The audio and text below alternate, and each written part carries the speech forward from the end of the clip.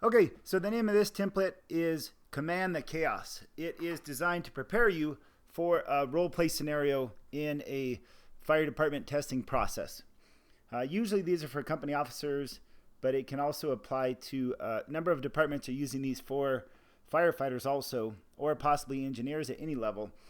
So this is basically, the way this is that it's 3 tools in one.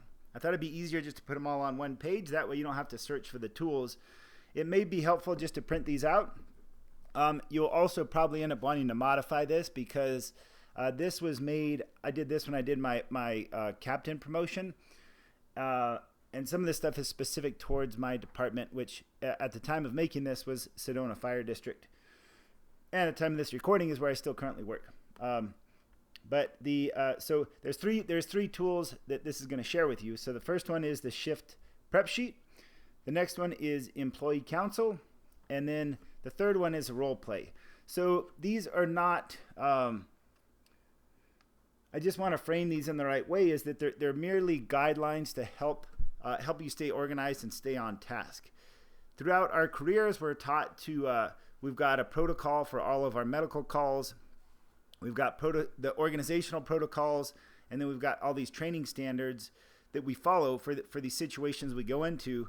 The purpose of this is to give you a flow and a thought process to get through these situations. That being said, we'll get into the first tool. So the way it works is, again, you can print it out or just save a copy and tweak with these forms however you want. It's a simple format, so you can edit it however you want.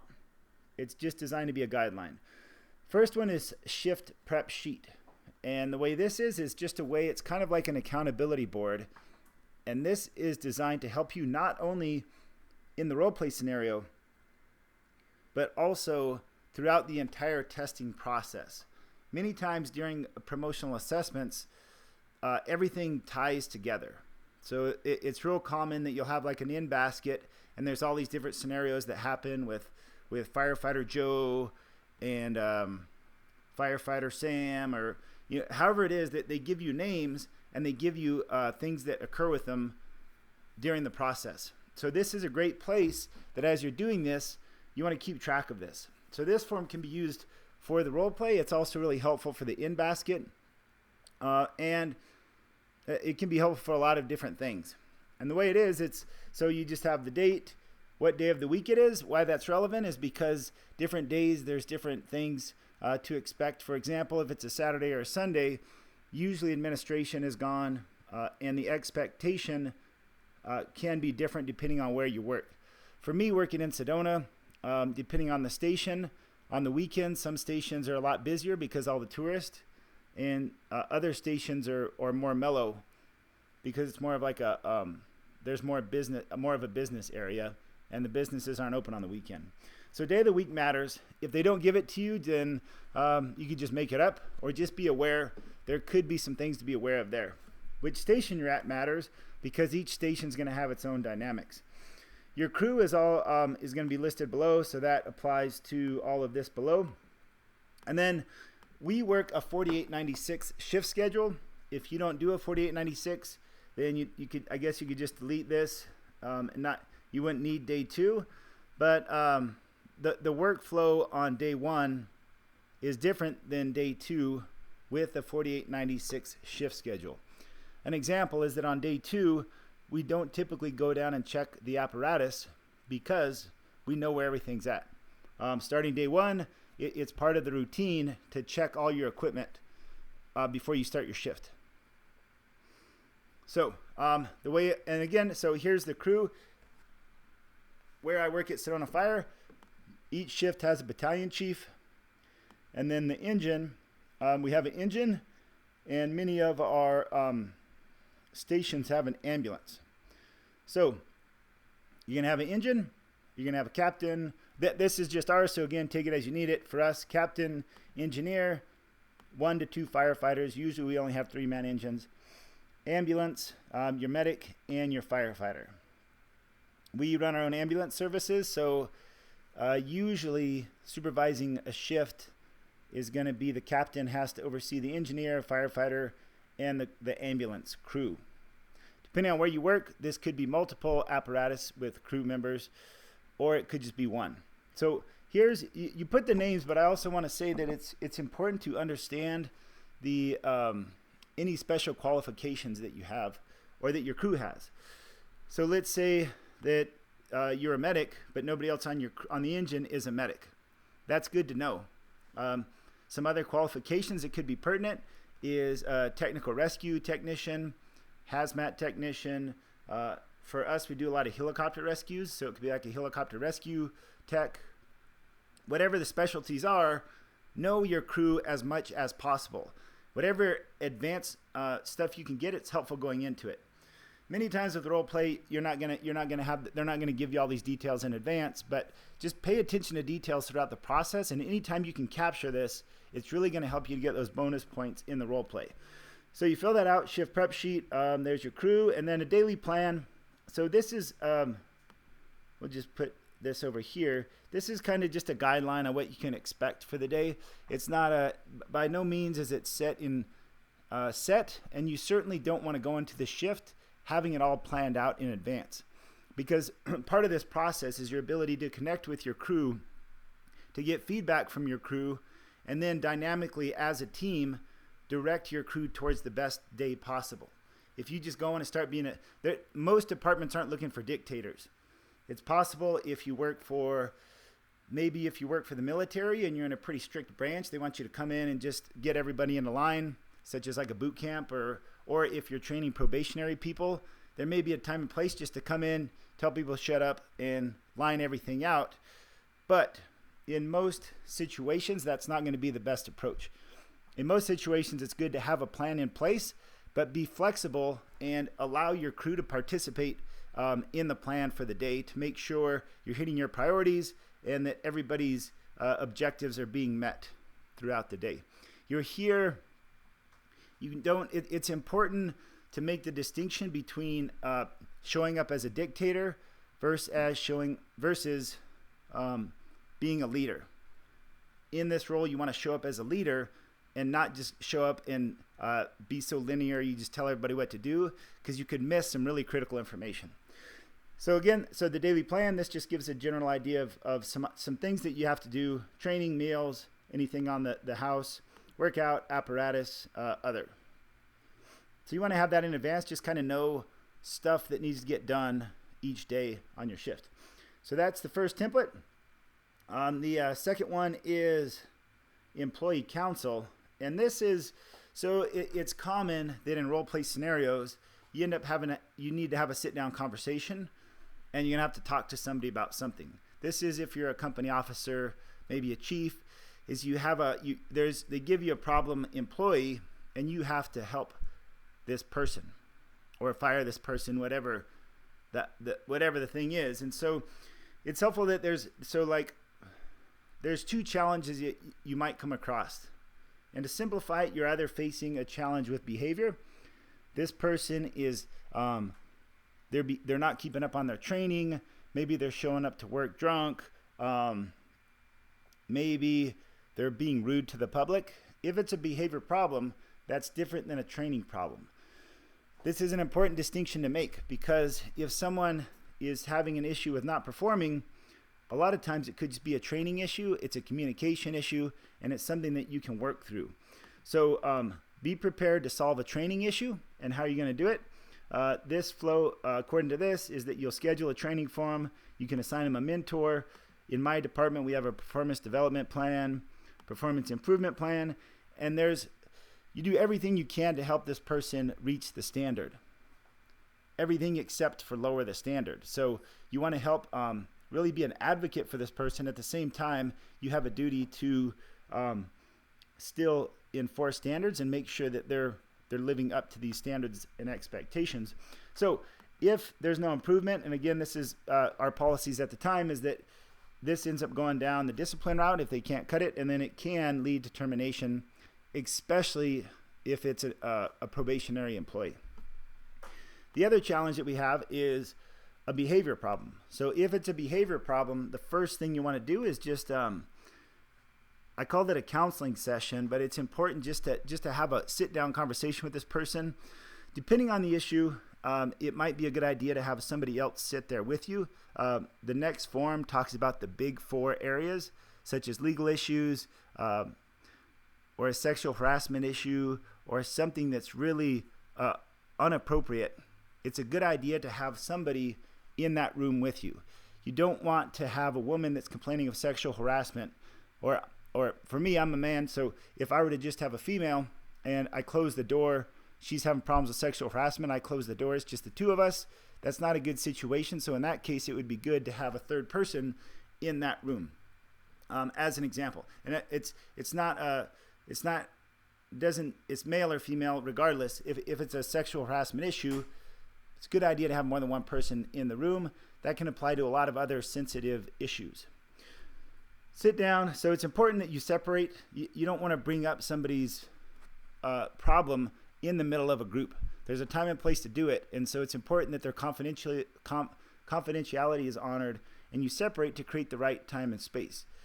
You want to understand the problem. A lot of times, this correction phase is you just really have to understand what's going on with this person. Don't be so quick just to label them as wrong, start to write them up, and go down this discipline path, which is this. Take your time to really understand that person, to teach and communicate, and to listen and learn. So maybe it's just a lot of times it can just be a matter of clarifying the expectation and then getting buy-in from them so that they can commit to doing it better. And if they don't do it better, then you can establish consequences from there. A simple problem would be that someone is habitually showing up late. And it could be as simple as that they don't see it as late. It was just, it's just a bad habit.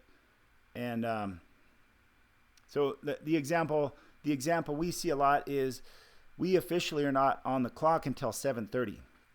Most people show up at least 30 minutes early to have the shift change and things like that. Some people really push that limit. So a common issue could be that someone's showing up only 5 minutes before shift, and that's something that is causing problems for the other shift and for your crew, but it's not technically out of policy. So that's something that hopefully you could just understand it, teach and communicate, set the standard, and then hold them to that higher standard. Ideally, the best case solution is there's like 3 options. You could have you win and they lose, you lose, they win. It's not a game of better than or less than or people getting in trouble. Ideally, the best case solution is you create something that's a win on both levels.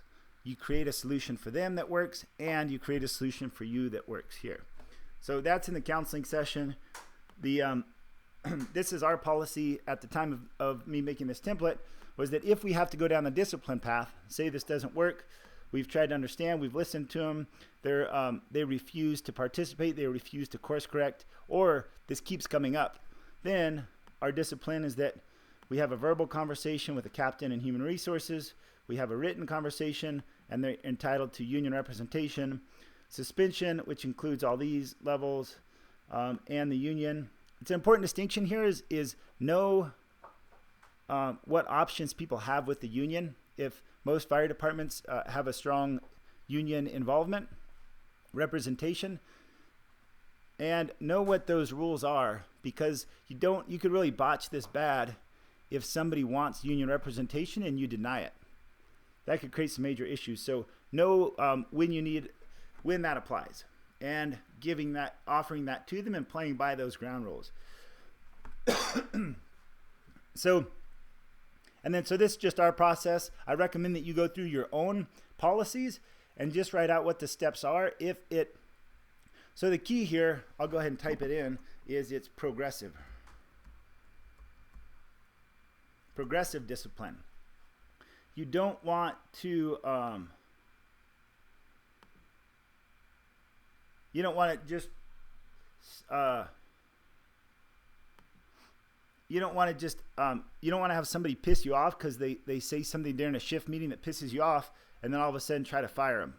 Progressive discipline is that you want to ideally you can solve the problem at your level and not have to escalate down this path. Okay, so summary, behavior, and training. And then down here is the list of all the resources you have available to you. You're not doing this alone.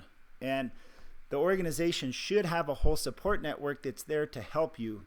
So the key to this is knowing what that support looks like, how to access it, and the appropriate times to do that. So some resources to consider. And again, this is specific for Sedona Fire District, but the resources is your chain of command. Know when it's appropriate to reach out to that next level in your chain of command. And the chain goes both directions. So know when it's appropriate to enroll other people into helping you. It's good to use the informal leader of the crew and get them on your side as early as possible, because, again, don't try to do this on your own. Get the help of those that support you. You've got your human resources. You've got employee EAP, which is employee. For us, it's like an employee benefit package. Employee assistance plan is what it's called. And it helps with counseling, legal advice, marital advice, or relationship, financial advice, different things like that. Our charity has a lot of good resources that are available. The union, IFF, CISM, we have a CIS team, critical incident stress management team. We have, this is actually, I need to update this, but like a tip. So like if it's a death or some big traumatic injury, then we have the availability of these volunteers that can come in. If you experienced a loss of someone on shift or something, these are voluntary counselors. So other people at the station are on scene. This kind of goes up with this chain of command, is that if you have a ride along, you want to have a witness, you have family members, be aware of what resources are available to help you. Don't try to do this on your own. And then this is all the documentation forms. So I recommend that you go through your policy and you get all the forms ready in terms of what you need to document. So like for us, we have an accident, and be real familiar with these. I don't think that you have to memorize it. Depending on your test, there may be written tests on this, but the reality is anybody who's been doing the job for a while doesn't have all this stuff memorized. The important thing is that you know where to find it and you have a general idea of how to use it, and in that scenario, you can reference it and use it. It's rare, I wouldn't rule it out completely, but it would be rare that they would expect you to have all of these memorized front to back, because it's just not that much of a reality. But here's all the documentation tools that we have: our policy for accidents, injuries, performance development plan, discipline forms, performance improvement plan. We use Firehouse software to track our calls and our training, Telestaff for managing our staffing, a shift log, which is kind of like what I included above, and then like an employee log. So you just keep tabs. You have a way of documenting everything on shift and keeping track of it. And then finally on this document is you have the tools of delegation. I guess you could always say no and reschedule if this is more for the in basket, but if it's not a high priority, it's important that you know when to say no and when to say yes. So even if you have some pressing issues, but there's a low priority thing that somebody insists on, you have to be able to set those boundaries, especially as a company officer. Utility is outdated. We have our employee handbook. So if you have a handbook, know that. And then a debrief AR. And then just a note is to always document. Whenever, in whatever way that is, have a way to document, and during the test, just emphasize back, yeah, I'm going to go back. I'm going to record this on my shift log just so I have documentation of it. Finally, the final form here is the role play guidelines. Now this is meant to be a dynamic process, but it just gives you some ideas in terms of what you can expect in terms of playing the game of the role play scenario. So here's the big four. So anytime you come across a safety issue, you have something that's going to affect your ability to respond to a call, you have something that could be a public, something that would be really bad PR for the public, or you have a legal problem. These are the big four things that you want to be able to squash as soon as they come up. So be aware of these, be looking for these. Anytime you have one of these come up, go ahead and jump on it and course correct it as soon as possible. There's a saying called kill the monster when it's small. So the quicker you catch it, the less of a problem it's going to be.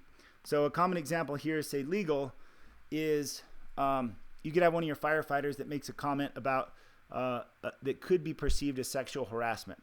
You want to catch that right away, because if you just blow it off and be like, oh, that's just firehouse talk, that could end up creating a huge monster that could totally derail your whole process. So you have to be the responsible adult. And so these are part of the responsibility, is keeping up on that. When you go into it, a lot of times you're going to have to manage a group of people. So the first part is you have to get all these people together so that you're clear on your space and your time. Most of the time that's something you would do right away, but it may not always be the case. So in order to address the group, you're going to have to get them all together. A lot of times in testing processes, this can be a bit of a challenge, because the steps down here is that be prepared. Most of the time there's somebody that's going to be kind of the outlier. Usually there's someone that's going to test you, and then there's somebody else that's going to kind of want to please you, and then the other people will be neutral. So be ready for that test, and be prepared for it in advance, and test it right away. It may be as simple as someone just keeps checking their phone during the meeting, and you need to address these small things right away. So ideally, you can just establish eye contact with everybody, so phones away, and command the attention. Anyone who tests or begins to have a problem, it's good to address that early. So a good example of how this could play out, again, this is only a guideline, but say, Joe, this is the second time you have interrupted me to talk with Bill while I'm talking. If this happens again, I'm going to have you leave this meeting and wait in my office. Is that clear? So some level of that communication, this is a closed loop communication, is you address the problem, you address the problem, you say what's going to happen if the problem persists, and then you have them clarify by closing the loop. You say, is that clear? And if they then say, yes, I understand, then if it comes up again, they're clear on this problem. Next step is simple, you separate them. It's common that you're going to have to separate someone. Many times you just have someone, you're just going to have to get them away early. There's two people that are talking, or somebody's distracting consistently. Jump on that as soon as it comes up. Just give that warning, and then if you have to separate them, just separate them and be clear. One option is they can go wait in your office. Another one is to go have them check the apparatus. Another one is to just say step in the other room. Whatever it is, there's a good chance that's going to come up. And then if there's a volatile situation, so like you walk in, two guys start fighting, and a fight is about to break out, you need to separate them, and you need to assign people to each of those, to each person. It's real important to pair people up and then split them off, and then never allow those two to be unattended. Like, you don't want to step out and let the two fight and harm each other. That'd be a big problem. So again, this concept of pairing people up, separate. But if it's this volatile issue of a fight or sexual harassment or something that's really really big up here, then you would say, hey, I need you to go wait in my office. I'm going to have firefighter and so go with you, just so you guys, so you're not alone. And then, so once you establish the meeting, analyze the situation, this is more about the responsibilities you need to make sure are checked. Is everyone clear on the assignments? So our seating sometimes changes, and so we rotate between the ambulance and the engine a lot of times, and so make sure everybody knows where they're at for the day. And then you can just make sure that nobody's hungover, drunk, sick, anything like that. Is everyone emotionally, physically, and mentally ready to perform today? Is the apparatus ready to respond? Any big issues I need to know about? And be open for that feedback. And then, so this is where you gather input for the crew. So you command, you say it up front, but nobody wants to hear you talk the whole time. So you show up, you get command, you make sure that this is established. You've taken care of the main things. There's not any of the big four problems showing up. From there, you can conduct the meeting, and you may want to establish what you have in mind for the day, but you need to get input from the crew to make it the most effective. So some ideas for input is what are your objectives for the day? What would you like to accomplish? Is there any challenges that you're having? And is there any needs that need to be addressed today? So it's really good to get that from each crew member given the opportunity. And then based on that feedback, then you can define the objectives for the day. for the first meet, so I'd say be open to crew feedback. You can reference a shift prepped for this sheet. So yeah, so objectives for the day, this just goes back up here to the first one we did, is that here's your daily plan. You can have this, and then from here you can modify anything you need to add to it. So bringing it to, oh, that one's, I have to delete that. So this is the bottom part of it here. So again, this is the bottom part of the guidelines. So there's a note, is that define objectives for the day. There's a tendency for company officer test that you're going to want to go in and you're going to lay out all the expectations that you have for the crew on the first day. You're going to be like, here I am, I'm the captain, I'm in charge, these are my rules, these are my expectations, blah, blah, blah, blah, blah, blah, blah. If that's your style and that works, it may work for you. It didn't work so well for me, and the people I've helped have had more success using this suggestion of the note here is that typically this first meeting is not your place for a long lecture. A good strategy that I've used and others have used is that you set a time and place. So you have the meeting, you address the stuff for the day, you have a plan for the day, and then you say, look, I'm your new captain. I'd like to understand how I can best serve you in this role. So this afternoon, I'm going to schedule a sit-down time with each one of you individually. It'll be about 30 minutes that we're going to sit down, we're going to talk. And if you really want to do it well, you could give them a form to fill out before that. Or you just say 30 minutes, I'm going to sit down one-on-one. I want to talk to you. I want to learn how I can best help you. And I'm also going to just line out what my expectations are. After we get the opportunity to meet one-on-one and I get an understanding of what you really want to do here for the next few months, maybe the next year, what your goals are, then we're going to sit down as a crew and collectively we're going to create some crew goals. I'm going to let you know my expectations, and then we can also set some things together, because you really want to foster that team environment, that co-creation, and not so much be a dictator, but be your role. The distinction here is that your role is not to be a dictator. Your role is to foster and to cultivate the best team possible. So your role isn't so much to just show up and control everybody. It's to get the best out of everybody and to cohesively bond and unite and get results as a team. So in summary, that's the end of it. I'm going to go ahead and delete this one down at the bottom, because that's just a typo of what's already here. And then we'll just give you the whole summary.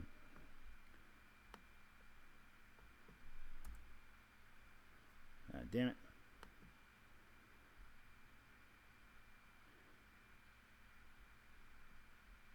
There's delete table. So that won't be on there when you go to access it. I'll make this accessible. So basically, there's 3 different tools. You can use them all together, or you could just use one. They're all on this one document because it's easy. I thought it'd be easier just to look at all of it. So the role play, you got your shift prep sheet. That could be done anytime during the test. You got your employee council, and then you got the role play guidelines. Thanks for watching. That's the end of the video. So I'll figure out how to turn it off.